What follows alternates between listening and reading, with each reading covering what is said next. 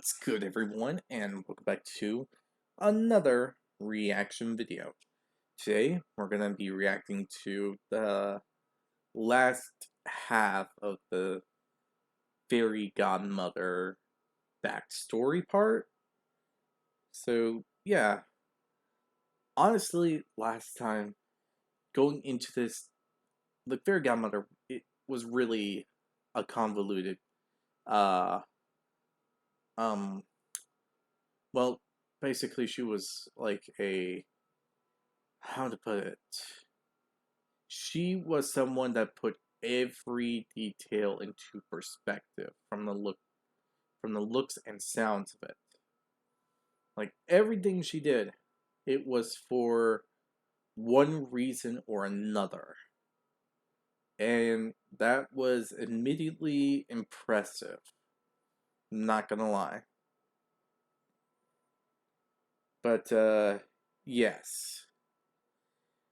Um let's say like everything she did just seemed like something calculated, like and put into thought, detail, even something uh that seems like she would care about. It seems like she had it planned. Like her potions, planned. Uh Methods on how spells and curses can be broken, planned. It's like so convoluted that it's insane.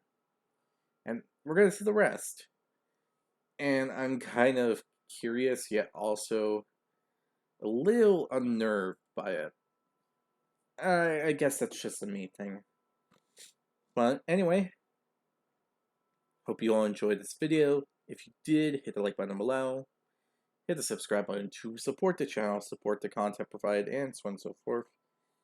Hit the notification button, notify immediately when new video comes out. And yeah, if there's any videos you'd like to recommend to react to, put that in the comment section below. I think I already said that. The link's in the description.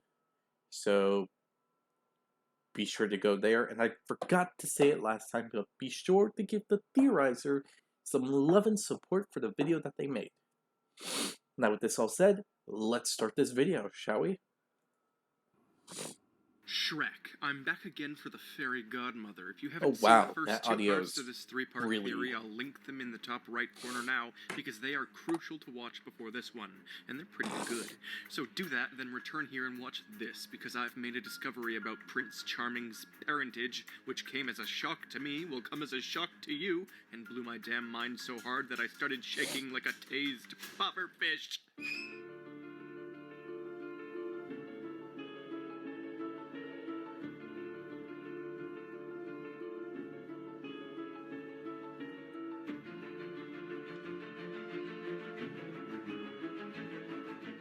Hello, I'm the Theorizer, and my analysis of Godmother Dama Fortuna has come to a third part, and it's a bit of a mind-blower. Here we go. I'm just going to get this much out right now. I do have reason to believe that Charming does have a father, and was not simply just created by the Fairy Godmother. It was something I pondered upon before, and it doesn't have much weight bearing on the fact that the Godmother still carelessly used him, but I believe he was born. And this all ties together some hellish madness into a small idea that blows everything into new territory. The reason the Fairy Godmother is evil is because she's trying to rule far, far away's royal setting so that she can destroy the kingdom in an act of revenge against the previous royals, Queen Lillian's family. In the last two parts, I claimed that maybe they had shunned and ridiculed Dama Fortuna for her witchcraft and creating unnatural happy endings, but now I think I have an idea that makes her anger feel a little more sensible. I believe Charming was actually born from one of the royals. Yes, I think that Charming is the son of the Fairy Godmother and one of the members of Lillian's family, and this was the core reason as to why she was so brutally shunned. The Fairy Godmother was considered to be an external stain on their family. This kind of thing has happened in many real-life royal families and powerful political powerhouses in which the mistress on the side is afterwards publicly ridiculed and forcefully hated. And while this does neatly tie up my theory on Dame Fortuna's revenge, it then opens up a plethora of other questions that I can luckily answer in a brilliant fashion. Firstly, we do know Charming visually looks like he belongs to this royal family. Golden royal hair, blue eyes, all of it is seen before in the shared traits between Queen Lillian and Arthur. All the same. And they're the only three characters that really share this. This is nowhere near coincidental, and also you must consider the fact that Charming actually is a prince, and he says far, far away legally is rightfully his. There are no other kingdoms around that he could even be a legal prince of except Duloc, and I highly doubt that Daddy Farquaad is a real thing outside of fan fictions born from a meme lord's sleep paralysis delusion. Not wrong. So then the question it brings up is, who is he the son of? Well, the consensus by the Shrek community is that Lillian had at least one other brother who was the mysterious father of Arthur, and she of course had a father and a mother. Obviously, Lillian's mother can't be Charming's father, leaving only Arthur's dad and the old king as candidates. The age difference between Prince Charming and Arthur is both significant and minor at the same time. Assuming Charming is in his mid to late 30s and Arthur is around 20, this could still mean either the old king or his son is Charming's dad. However, I do in fact believe it to be the king, because while Arthur's dad did mysteriously disappear from Arthur's life, making him a suspicious candidate, the king had far more sway and influence, and likely more ability to ruin the godmother's life. Also, her age matches what his would be, and Lillian, at the time of Charming's birth, would have been a young adult. Young, beautiful witch and an older, regal man. Kind of an interestingly cliched royal scandal. I believe their relationship was meant to be a secret of sorts, but the godmother likely did it to have a tie to the family regardless. So whoa, I need to slow down here. Here, I'll take what I think happened bit by bit. Dame Fortuna, a young and beautiful good witch, began a secret relationship with Lillian's father, King Unnamed. A child is conceived, either accidentally or by Dame Fortuna's secret intentions, and the relationship begins to leak out. The king and the royals shun and ridicule Dame Fortuna for this. She births Charming, who has the royals' signature wavy blonde hair and blue eyes. Lillian's brother left, and possibly with the fairy godmother had a son, Arthur Pendragon. Oh, that brings a whole new layer onto this. Arthur's mom is also the godmother. I have no proof for it, but it's entirely possible. The likely reason Arthur's father left after dropping him at the school is because he needed to save his kingdom, but he was promptly stopped and destroyed by the fairy godmother, who'd already disposed of the king and queen, and had already begun her plans to spark a relationship between Harold the Frog and Princess Lillian Pendragon. It is so neatly tying all of this together, it's nothing short of brilliantly perfect. And I mean, it's odd to include a random subplot about Arthur's dad in Shrek 3. They had it for the bonding effect between Shrek and Arthur, but they never really dwell on it. I sometimes wonder if Charming is Arthur's father, but that obviously makes absolutely no sense at all. I think the fairy godmother quite simply was desperate for fame in the beginning, but it escalated to full-on royal power after she was shunned and ridiculed. She birthed Charming intentionally to worm her way into the royals permanently, but it backfired in her face, and she's very evil. I think she was the one who removed the Headless Horseman's head so he couldn't play the flute like his lifelong dream was stated as. I think she was hoping that Harold the Frog would die immediately after she did because of his overused frog age. And for those wondering why she couldn't avoid her death, it was because she had no idea how it would happen. She may be able to read the future, but only in tarot cards. And that's not simply enough. That's for one, that's a weird family tree. Like, I'm not gonna lie, that sounds like a completely weird thing to hear, but at the same time, it also makes sense to a degree, if you really want to think of it like that way. But yeah, it's still weird either way.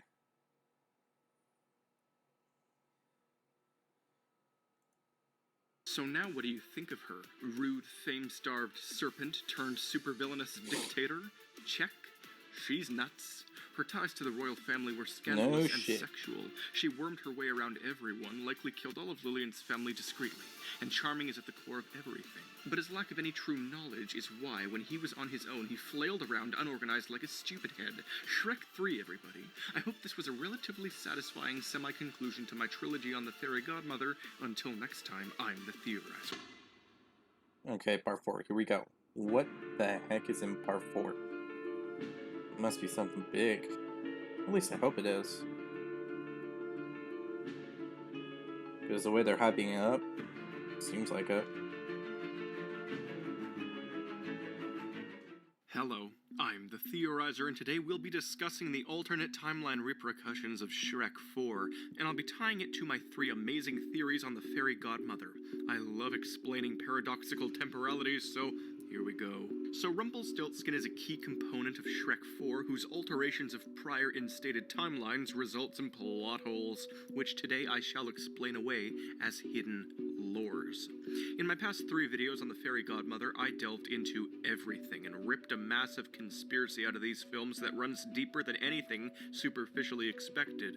However, I made all 3 videos before even uploading the first one, so I was caught off guard when a couple of commenters noticed something interesting. It was something that they saw as counter evidence to my theory, but I pinned their comments because in actuality their evidence proved my theory outright. It was quite simply this. In Shrek 4's alternate timeline, Shrek was never born. Fiona later explains that without Shrek to save her, she simply got tired and escaped the tower on her own. However, guess what? Charming never showed up afterwards anyways to save her. In Shrek 2, Charming showed up right after Shrek, and this odd timing was prime evidence for my fairy godmother theories, but now there's objective proof that the fairy godmother wanted Shrek to save Fiona. Shrek's non-existence caused her plan to collapse, so she never sent in Charming. Ultimate proof. But these commenters saw this as counter-evidence because it messes with the 4th movie's timeline a bit. And as I've said in very old Shrek theories of mine, the 4th movie's timeline contradicts itself, and the counter-evidence doesn't break my theories, it just breaks the 4th movie altogether. So now, after 2 years of thinking over the alternate timeline, I'm finally here to put an end to the plot holes, and guess what? It all miraculously ties in with my 3-part godmother theories. So first of all, the reason she wanted Shrek to go to begin with was a reason she didn't like.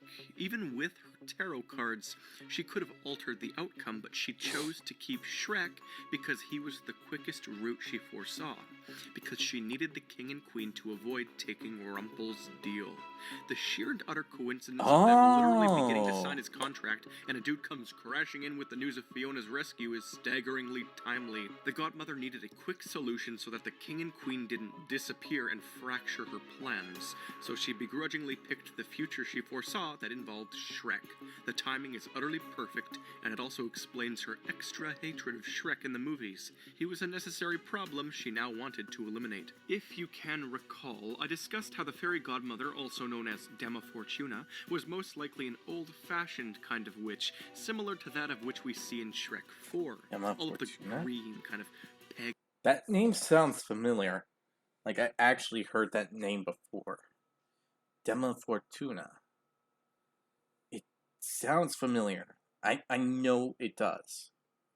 Like it's actually a part of something big. I just can't remember what, in all honesty. It's in the back of my head. I know it for sure.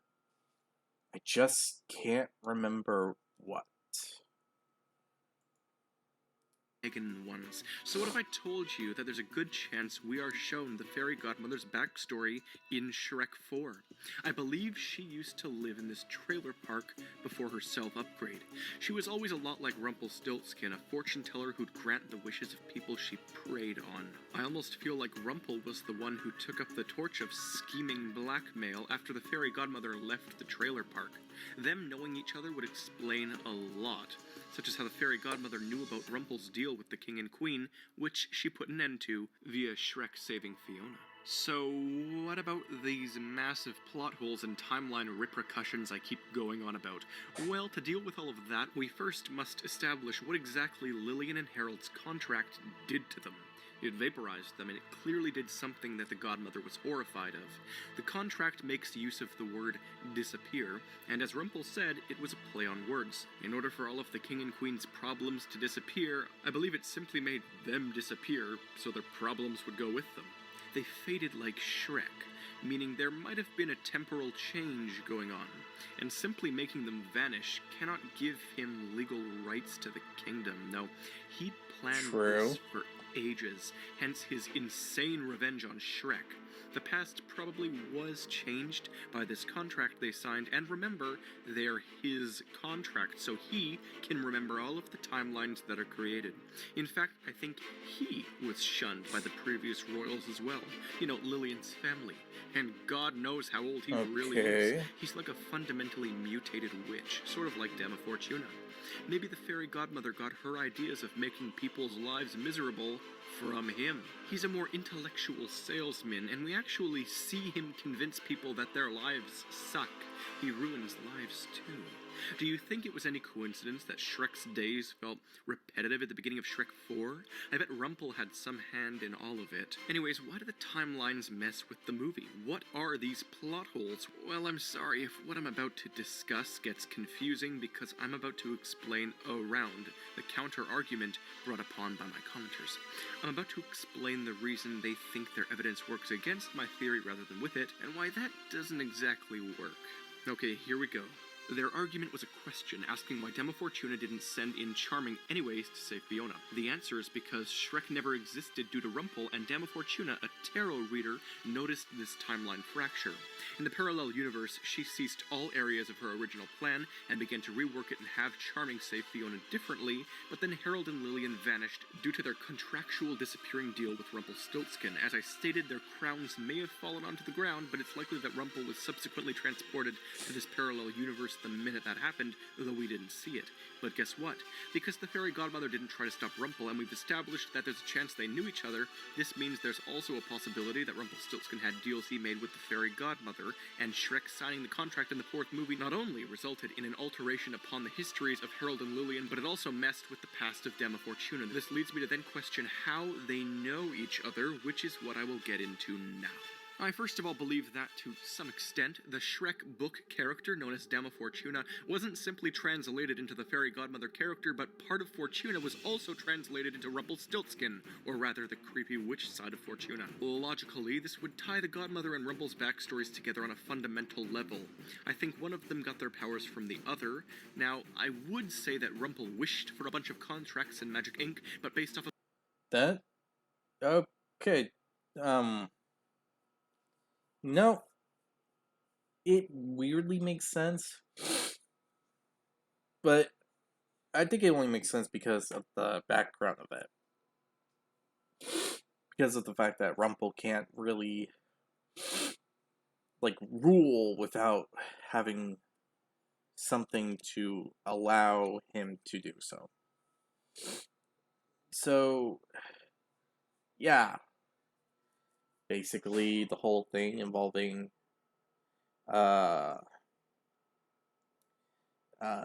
him being part of the royal family some way, it would allow him easier access to the crown, but if it wasn't, then I don't know how he would go about it.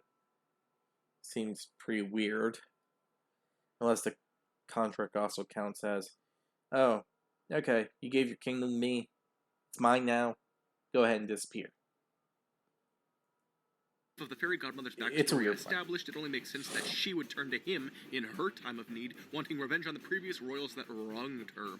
So if Rumpel made a deal with the fairy godmother, perhaps she failed to sign it because she suddenly learned of Harold the Frog being in need of saving. However, in Rumpel's altered timeline, Harold vanished with Lillian, meaning the fairy godmother had nobody to blackmail. So in the past, she signed a deal with Rumpel to exact revenge on the royal family in some other way, leaving her completely segregated from Fiona and the original plans in that old timeline. I don't think Harold and Lillian were never born, though, because then Fiona would have ceased to exist in the alternate timeline as well, but she did not. Where did Lillian and Harold go then when they disappeared? I don't know. Probably a subsequent alternate universe, but more on that in 30 seconds. So in the alternate timeline, Rumpelstiltskin gave the fairy godmother a massive increase in powers, leading to her being the juggernaut of magic she is in Shrek 2. Rumpel's a sneaky little thing. He seems to remember all timelines he took place in since they are his contracts. What's weird, though, is the fact that the ogre tribe from the parallel universe seemed to engage in a dance sequence with Shrek during the credits of Shrek 4. They also captured Rumpel, leading me to believe that it was him who granted all of their memories back. Then the final question is, if all of this happened in the alternate timeline and everything still remained, though without the godmother's interference, why do Harold and Lillian mention her in their carriage? And who cursed Fiona, if not the godmother? I am so sorry, but here's where things utterly spiral into complicatedness. I doubt you'll be able to follow along, so please watch this video several times. These two remaining questions are left, which means there's yet another timeline, the one we see at the beginning of the film, where Lillian and Harold never signed, but the godmother did. Back in the past. We never see this timeline where all three parties sign their contracts that I'm discussing. Let's call the original Shrek timeline number 1, Shrek 4's alternate timeline number 2, and this big other one we never see, where the godmother signed her way back in the past, number 3. Number 1 has no complications, but number 2 starts to get weird, because Harold and Lillian sign and disappear. So why didn't the godmother go to save Fiona? Because Shrek's non-existence gave her no opportunities for further manipulation. My theory is that she went back to Rumpel, signed a contract, and this put her into the timeline where Harold and Lillian didn't exist even prior to when they would have signed the contract, giving the fairy godmother the powers required to dominate the kingdom, which failed as Rumpel used her contract and magic against her and, after killing her in timeline number 2 and 3, took on the kingdom as his own. Oh, I love the multiverse, especially when there are 3 universes, the third of which only theoretically exists, until the second universe throws a villainous fairy into the third, therefore legitimizing the third and causing 2 and 3 to merge after a Rumpel deal that was supposed to happen years ago in timeline 3 ends up occurring in the future in timeline 2. I even think Rumpel was the one who suggested to the godmother to make Fiona an ogre, after all. In timeline 2, we see that he knows fully well about her curse, more than he should know from reading a damn children's book. Shrek, give me more, baby. I'll squeeze the lore out of this thing until there's nothing left but basic dimensions. Until next time, I'm the Theory. I'm gonna be honest.